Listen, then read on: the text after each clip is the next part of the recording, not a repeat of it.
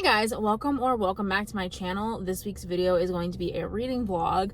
Now the reason I am filming a reading vlog this week is because I am finishing up the Throne of Glass series. I am currently reading Kingdom of Ash.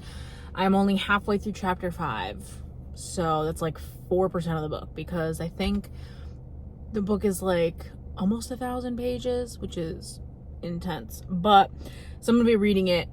I don't know how long it's gonna take me. I'm hoping I can finish it within a week. That's pretty much going to be the only book that I'm reading, because usually I read multiple books at once, but because I really just want to like immerse myself into this final book and I want to feel all the feels, I am just going to be reading that book. That being said, I do have one book to finish, but I'm like 80% through it. It's a less than 200 page book. It's actually an arc. It's called Bound by Honey, by Jamie Dalton. It's book 11, I think, of like, it's called the Starry Kingdoms of the Fae series. They're all standalones written by like different authors. And so this one is about Sage, who is a librarian, but she's also kind of like an apothecary, which is like, she does, you know, healing, like remedies and things like that with herbs and such. And she runs into this group of fae called the Charming Four, and they're like their own guild, and so they go on missions and take care of things. And what ends up happening is Sage ends up needing a place to stay, and the Charming Four end up offering her to like live with them. So you get this like found family aspect with them. You get the cozy vibes from like the library, and it's just a really good book so far. I'm definitely enjoying it. It's definitely like a low-key book. Like, there's not too much going on, but it's definitely really good. Like I said, it's super short, but I did receive this as an arc, and I'm super excited. This is my first arc that I've ever received, and so it'll always hold a special place in my heart. As soon as I finish this, I'm pretty much just going to be primarily focusing on Kingdom of Ash. So that's literally all this vlog is gonna be, Kingdom of Ash and other stuff I'm doing throughout the week. So today I am at Hobby Lobby. I am meeting my brother's fiance here to do some shopping for her wedding, and then after that I'm pretty much just gonna be going home and reading. I might stop to the grocery store, get some groceries. I did film my how many books are on my physical TBR video this morning, and that was honestly so much fun. And side note, you guys are getting the behind the scenes, me and you, right now, because holy cannoli, I did not realize I had that many books on my physical TBR. It literally was like all of my books on my bookshelf. Explain how that's possible when I've read a lot of books. Like, don't get me wrong, like I've utilized the library a lot more this year and my Kindle, which is great, because like Libby has been such a game changer and I absolutely adore Libby. So yeah, but it was just a lot of books, a lot of books. So check that video out if you're interested. It was a lot of fun filming it. I had to read some of Bound by Honey until she gets here, and hopefully I can finish this up today. That way my heart and soul can be focused on my baby, Kingdom of Ash. All right, guys, I will catch you in the next clip.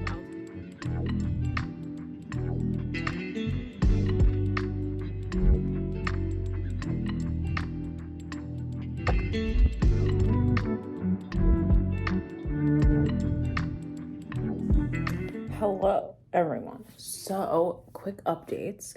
So, I finished Bound by Honey by Jamie Dalton. I gave that book a 3.75 star. I really, really liked it. I loved the just the cozy vibes of it. It like was just honestly perfect. I absolutely fell in love with it.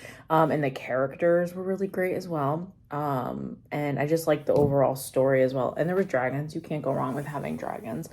So yeah, so I give that book 3.75. It comes out August 11th. So definitely check it out. I think they are all on Kindle Unlimited, so check them out. I do plan on reading other books in that like universe at some point. And then as far as Kingdom of Ash goes, I am on page a little over 100. I think I'm on like 120. So I'll have like a whole spoiler section at the end of the vlog. So for non-spoiler stuff, I am really enjoying it. I am listening to the audiobook today while I bebop around my house and clean. But I'm thoroughly enjoying it. There's just some stuff that just like is pulling on my heartstrings, and it makes me so sad. Because this is the end of the book or the series, and from the end of like Empire of Storms to in Tower of Dawn to like here, it's just really sad, like everything that like everyone's going through. And like I really loved Empire of Storms and Tower of Dawn. Like I definitely recommend doing the tandem read because it made it so much better. Like because I can see how like if you've read Empire of Storms and then you're like reading Tower of Dawn and then you go into Kingdom of Ash, I can see how Tower of Dawn can kind of drag, because Tower of Dawn has nothing to do with Empire of Storms. I mean, it does, but it doesn't. Like Tower of Dawn happens at the same time as Empire of Storms, and it's Kaol and Nezrin trying to work on some stuff. So they're like, it's only like 3 POVs, I think, in Tower of Dawn. And then in Empire of Storms is like everyone else. So that's why I liked reading at the same time, because it was like, instead of just reading about Kaol, Nezrin, and the other person, you're getting everyone from Empire of Storms, plus you're getting like, it's just like you're switching POVs. Like the book itself, I read it on my Kindle, so I think that made it easier than reading it physically. So then where you left off on the end of Empire of Storms and like to where Kingdom of Ash picks up, it's just really sad. But anyways, I'm still like, I'm loving it a lot, and I already know this book is gonna like hurt. So today is a Sunday and I don't really have much planned today. My husband's at work, so I think I'm just going to pop in some headphones, listen to my audiobook. I just had my breakfast. I had toaster strudel, which I haven't had toaster strudels in a really long time, and they were phenomenal.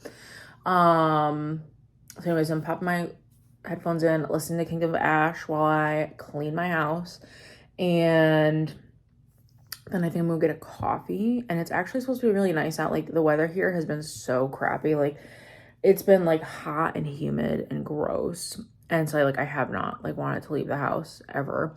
But it's supposed to be really nice and sunny and like cooler, not cool, but like cooler. So I'm down with that. And I found 2 new like songs that like I really want to listen to, like, you know, in the car, blasting, driving down the street with your iced coffee. Like that's a whole vibe. So I do plan on doing that at some point today. And then yeah, reading is pretty much it. Like once I get everything cleaned and like I can just sit and relax and read, like it's the best feeling.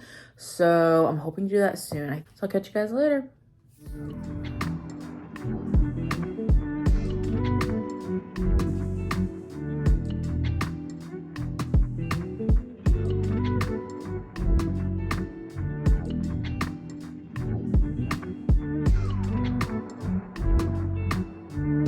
Okay, so Kingdom of Ash update.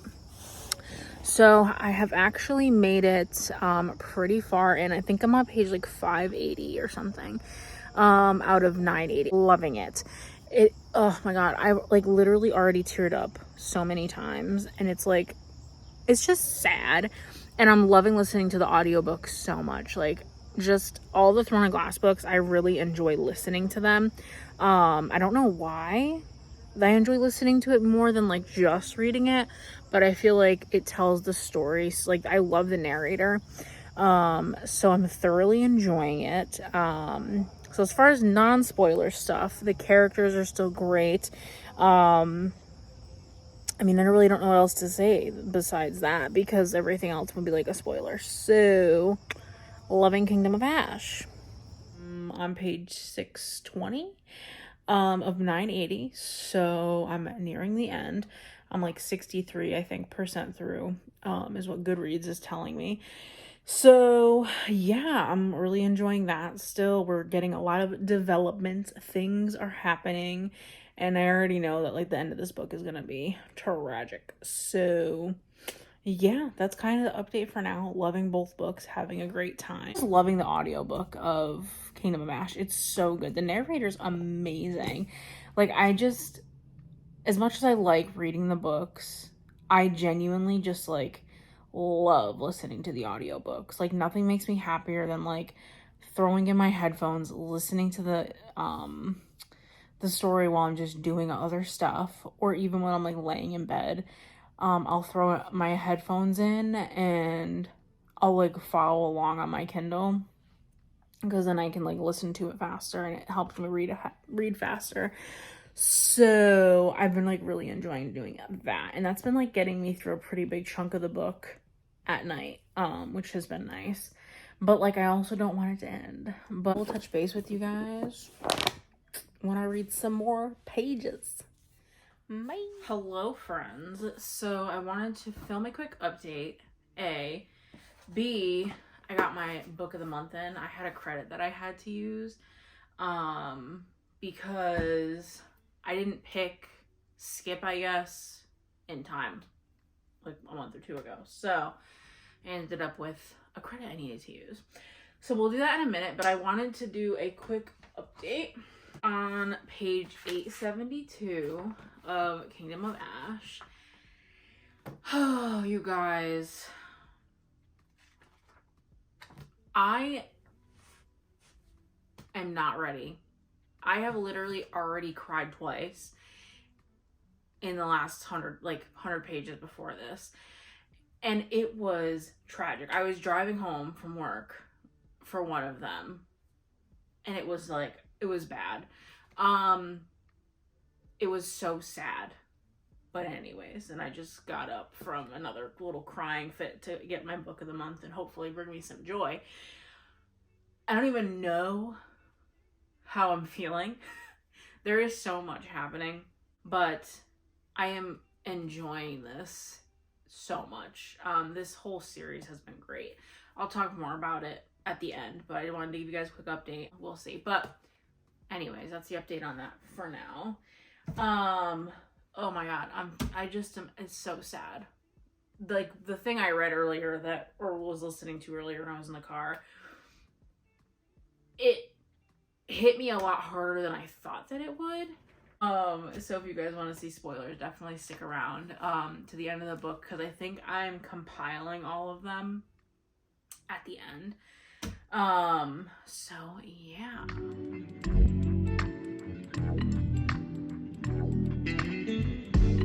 Alright, so let's get to this book of the month unboxing. So, their choices were not that great, but this one book was genuinely like calling to me, but it literally has the weirdest premise I've ever heard about, and so I'm like, why did I pick this book?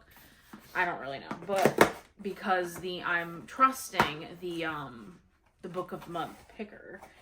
That's why. Dump this bad boy out. So we have our book of the month. What does it say?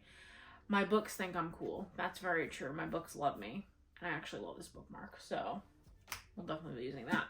So the book that I picked is called Shark Heart, A Love Story by Emily Habeck. Now, I think this is her debut novel. And, like, I'm obsessed with the cover. That's honestly, like, the first thing that drew me in. But, oh my god.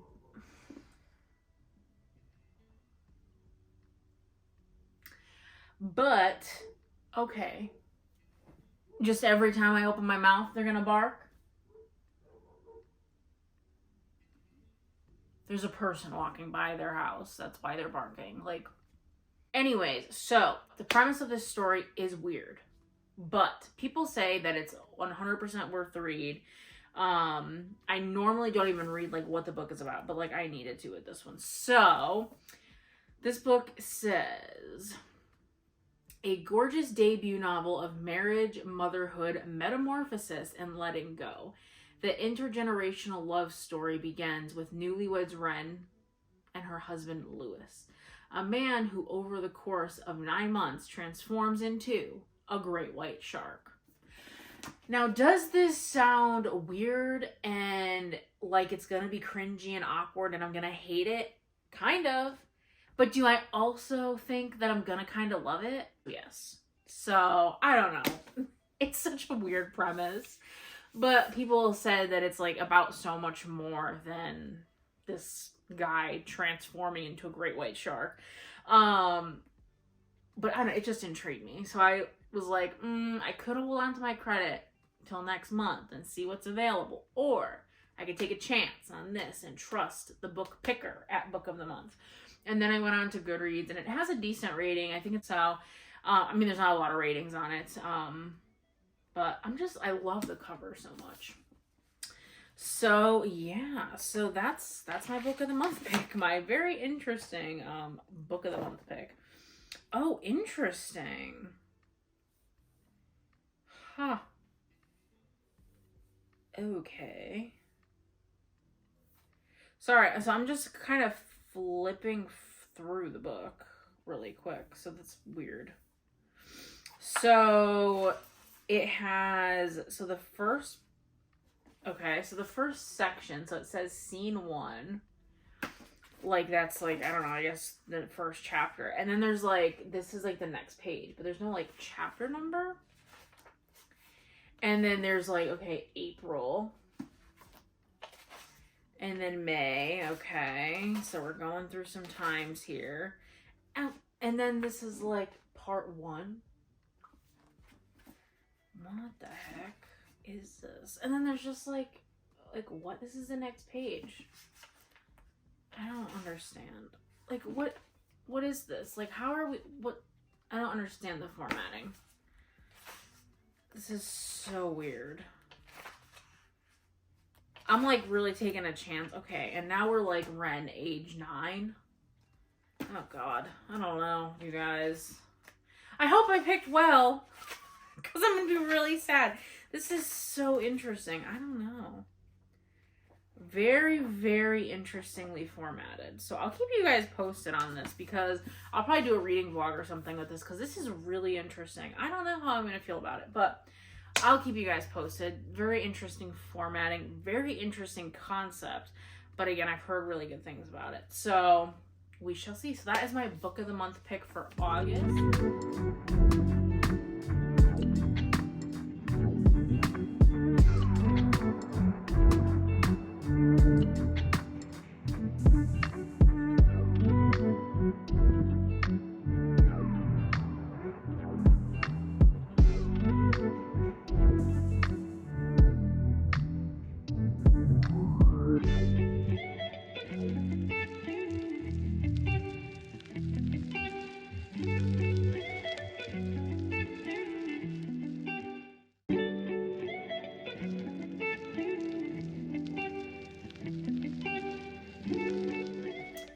Alright guys, so I have just finished Kingdom of Ash. 5 stars. 5 freaking stars. I don't think there are words that can describe how much I love these characters. Like, just because you're obviously with them for so many books. You just get to know them, and they literally feel like I'm so sad that I'm not gonna have another book with these characters in it to pick up. I don't even know what to say. I'm like tearing up. Just like thinking about how much I like this is a long book, almost 1,000 pages. I was not bored for a single part of it. Whenever I was with the characters, I was just excited to learn more about the characters. And I just think that this was such a character-driven book. And if I'm being honest, that's what I love most about Sarah J. Maas's books, is how heavily character-driven they are. The same thing with Crescent City. I am obsessed with the characters, obsessed with the found family. It's the same thing with Throne of Glass. And it's the same thing with ACOTAR. She writes found family phenomenally. And found family is literally my favorite trope. Probably more than enemies to lovers. I just love found family so much. And I am so sad that this is over. I don't know now or what I'm going to do now. I literally have spent the last, I want to say, month, because I started Heir of Fire in the beginning of July. Yeah. So I read Heir of Fire, The Assassin's Blade, Queen of Shadows, Empire of Storms, Tower of Dawn, and Kingdom of Ash from July till now. And it's August 3rd. And I'm obsessed. Like, oh my god. I literally was always just so excited to pick up the next book. And I don't know. This was just so good. Oh, you guys. Oh my god. I'm honestly just speechless. I don't even know. Amazing, amazing, amazing, amazing series. Crown of Midnight and Throne of Glass. So first two books, reverse that. Throne of Glass, Crown of Midnight. Didn't like. Not that I didn't like it. That's not true. They just weren't. Heir of Fire for me is where it got, like, awesome. Like, obsessed. It was tandem read Empire of Storms, Tower of Dawn. I 1000% recommend tandem reading them if you can. I mean, I love both books. 5 stars, hands down. Like, so good. I think even if I read them separately, I still would have rated them both 5 stars. But I think that reading them together just made it even more special and just feel like you were constantly with all your favorite people. But yeah, 5 stars, amazing. Love this series. Everyone needs to read this series. I'm so excited that, well, I do have to finish A Court of Silver Flames, but I'm almost to the point where I can go on to Sarah J. Maas Instagram, Facebook groups and just dive into everyone's like thoughts, because I have literally been like avoiding spoilers like the plague for all of these series, and because I wanted to finish Throne of Glass first. But now I can finally do it, and I'm so excited. Well, I have to finish Silver Flames, so that is something that I have to do. But lucky for me, it's on my TBR this month. So, yes. Oh, so good, guys. Please read this series. I know it's long, and the first 2 books are a little painstaking, but it's worth it. It is so, so worth it. I just love these characters, you guys. I really, really do.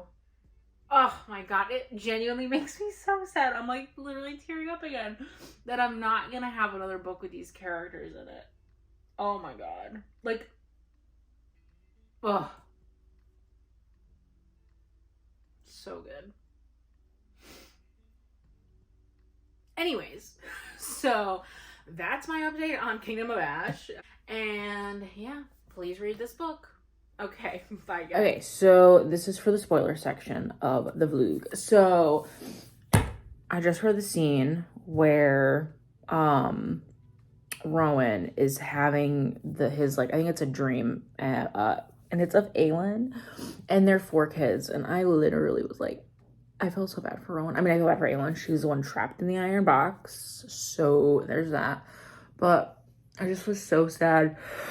I was like, oh, the whole freaking plan, I just gotta say, this whole plan that Aelin is a genius. Like, I swear to God, she, like, thinks of all these things. Like, to actually have sat down with Lysandra and to have fully thought out a plan where Lysandra's gonna shapeshift into Aelin. And then Aelin gets all of these, like, forces to come meet them on the shore. And out walks Lysandra as Aelin. And they're all none the wiser that Aelin was just kidnapped by the Vogue Queen, Maeve / Queen of Dornell. And like, and that whole part where like Maeve is the queen of the Vogue. Like, what? Like, my mind was like blown. I was like, and she went into everybody's minds and like made Mob and Mala think they had a third sister. and went into Rowan's mind and made him think that he had already found his mate with, what was her name? Lisette, something with an L. I don't remember. But, oh, that whole part was just really sad. And like how Aelin's like, I will kill you. Because of what she did to Rowan, because that is messed up. Like, Rowan was full on in love with that woman, and like she was pregnant, and oh my god. Like honestly, Maeve is just such a butt face. Like, I swear to god. Like, poor Aelin, like she's having to like kneel on like this glass, and it's just like so sad. Like, and then the queen has Fenris sitting there in his wolf form just like watching Aelin, and it's just, I don't know, I don't like it. It's just really sad. And then everything that's going on between Aedion and Lysandra, like, I totally understand Aedion's, like, point of view where he's like, bitch, like, you literally had this whole plan with her, and you're just gonna use me to, like, have babies, because then they'll kind of look like Aelin. But it's, like, that's so effed, like, because I totally see what he's saying. Like, was anything that, like, me and you were feeling real? Like, was this all just so that, like, when the time came, I would like be a willing participant in your little scheme? And it's like, Lysandra's like, dude, I don't listen. My feelings were real for you, but like, I'm doing what I got to do for the queen, because she knows what she's doing, and we need to win this war, and that's kind of the main point. And so like, I totally understand both their point of views, but it's just sad, like, to see Aedie and Lysandra go through that, because I really, really like those two together. I think they're so cute and really just sweet, because Lysandra, I feel like, has never had anyone that's like just like cared about her like that. And even Aedion, like, he's never been able to like find someone that like he cares about enough to like feel that. I just thought it was so sweet. And the scene, so Evangeline, which is like not really the daughter, but like the daughter of Lysandra, like she took her in when Lysandra was working for the I forgot her name, but the woman at the place Lysandra worked.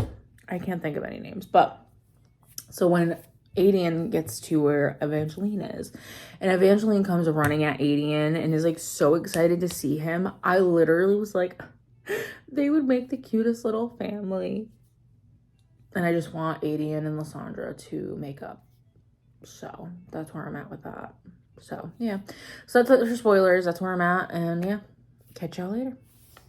So now for spoiler stuff. So Lorcan and Lead are so cute, and we just got to, so Aelin is a badass, like badass. Like, she's been diving, you know, into her power for 3 months, and she was supposed to be holding it for Maeve, but she ended up using it when Lead went to go save Lorcan, and I just cannot, because they're so cute. They're literally one of my favorite couples. Not really a couple yet, but they're one of my faves. They're so cute together. So Aelin just like badasseried her way and put this like fire shield or whatever around Lorcan in a Lead, and like blasted the water from the dam back so that they could like ride to the keep.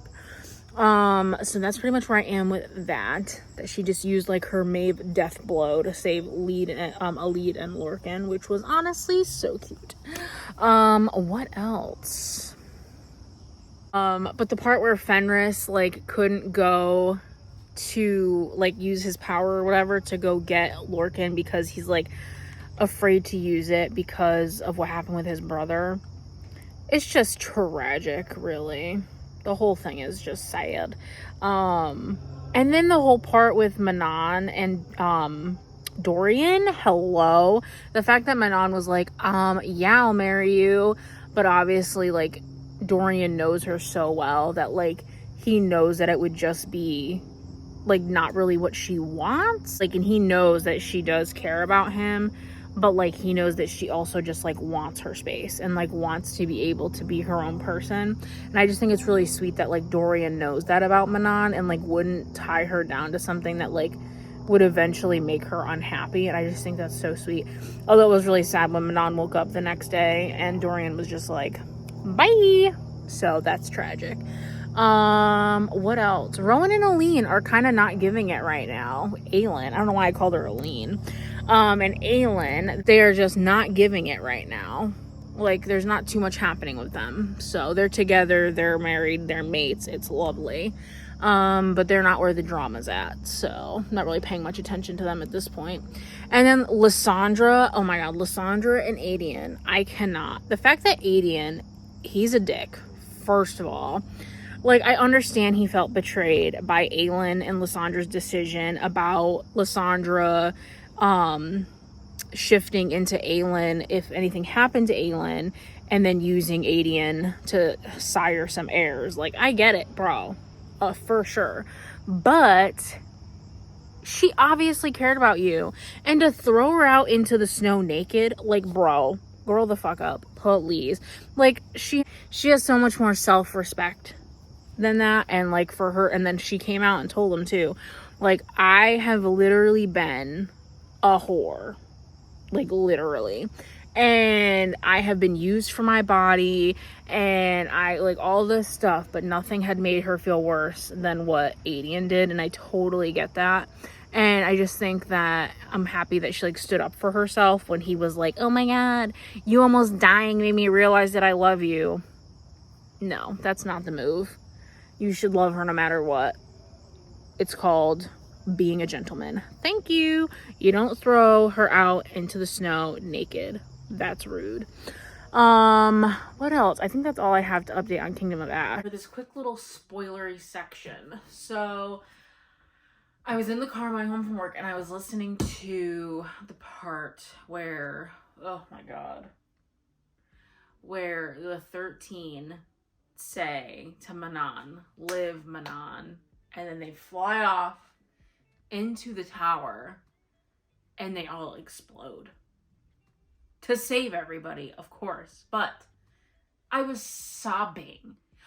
And right before that, when Abraxos got hurt, are you kidding me? Oh my god, I literally was sobbing when all of her 13 came up and was like trying to hold all the blood in his neck.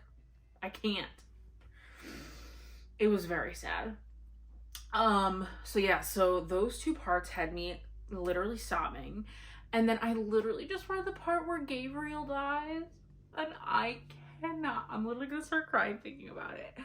I cannot take it.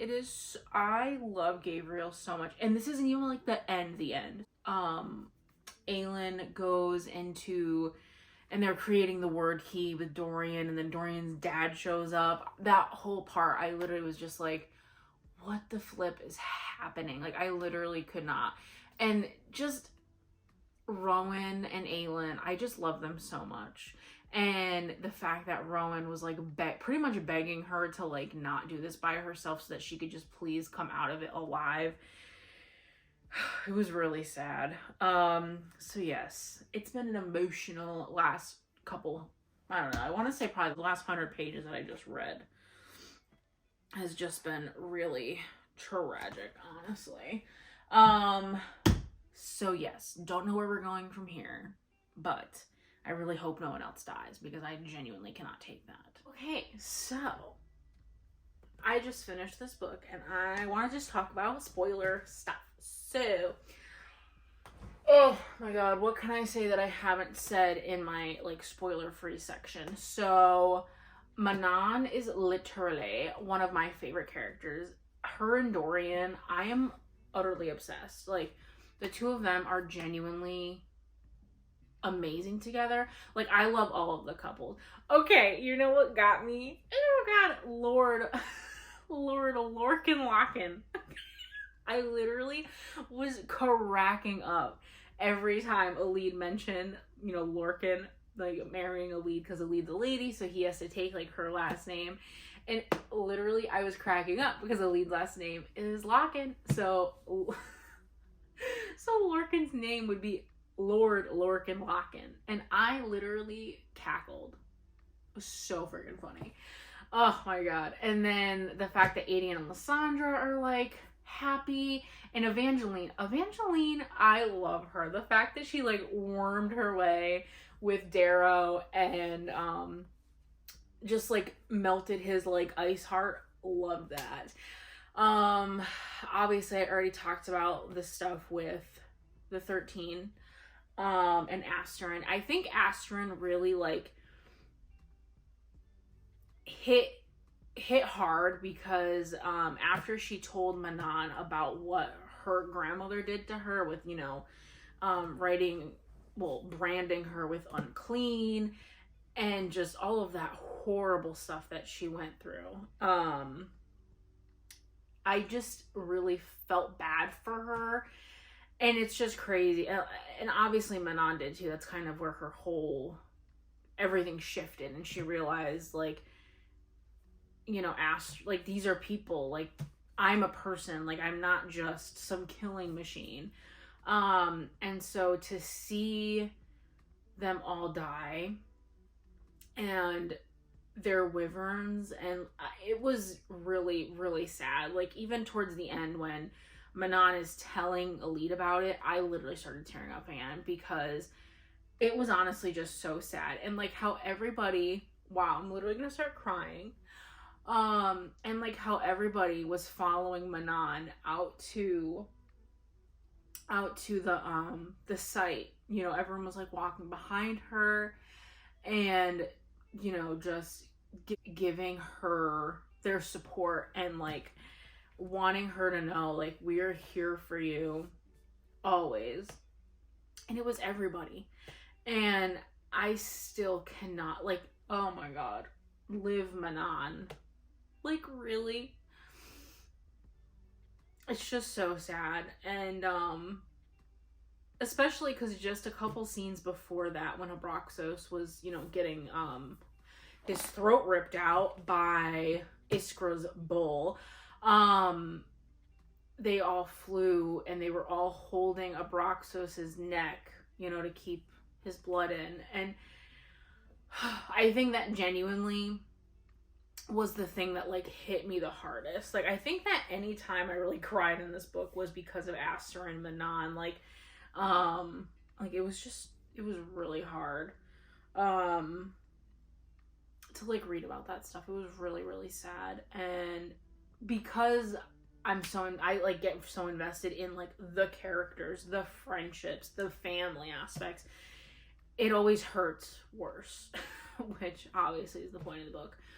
And then when Gabriel died, obviously, like, that was just really sad as well, because I really just liked his character, and I really wanted Adian to like have a relationship with his father, and so it was really sad to like see that he's not gonna get that. So she's wrapping up like an entire series here, so the last like 75 pages or 50 pages, I would say, was like everything like wrapping up. How Irene is a badass, obviously, she's amazing. And the fact that her and Dorian, and I mean mostly her, obviously, like took out Erewhon, and like how they were all talking like, oh, we'll just put a rug over his stain that he left. It's like, wow. I can't. But yeah, so just the whole book, I don't know, it was just so good. There's so many parts of this book that I could probably just talk about for hours, but it was really, really good, and I really enjoyed it. And I hope you guys liked hearing my thoughts about it. This is the only book that I really talked about in a spoilery way. I think every other book I've kind of tried to keep spoiler free, and I am putting the spoiler comments at the end of the video. That way, because I would never want to spoil this series for anybody. And my mom is actually currently reading it, so my mother better not be watching this part of the video. And I think she's on Queen of Shadows now, so, and she's liking it. So, such a good book, you guys. I feel like this video is very repetitive, but honestly, I don't care.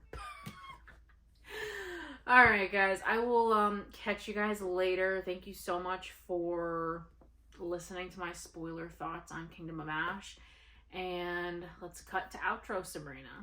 Alright, guys, I hope you really enjoyed this reading vlog that I did just for Kingdom of Ash. And I hope that you liked seeing my spoiler thoughts on it. because I had such a great time reading this book, and I knew I had to throw in some spoiler stuff at the end because this book was something else. Anyways, guys, thank you for coming along this journey with me, and please remember to like, comment, and subscribe, and I will catch you guys all in the next video.